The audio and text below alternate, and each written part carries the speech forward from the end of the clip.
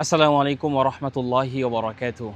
بعدما صليت المغرب في المسجد بجماعة شعرت بشتاء خفيف لأني لم أحمل معي اليوم القمصان المختصة بالشتاء، فلذلك كنت أشعر بشتاء خفيف. فرأيت نارا قد أحرقت، يعني هناك امرأة تزلق الأرز على النار، وهذه طريقة تقليدية من أهل بنغلاديش. فجلست هناك لأستدفئ.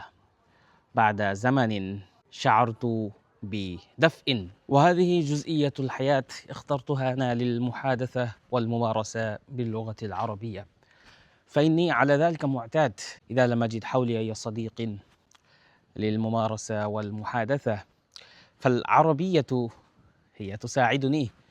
প্রিয় ভাই বোন, জীবনের এই ছোট ছোট অভিজ্ঞতা, ছোট ছোট এই অনুষঙ্গগুলো কাজে লাগিয়ে আমরা আরবি চর্চা করতে পারি।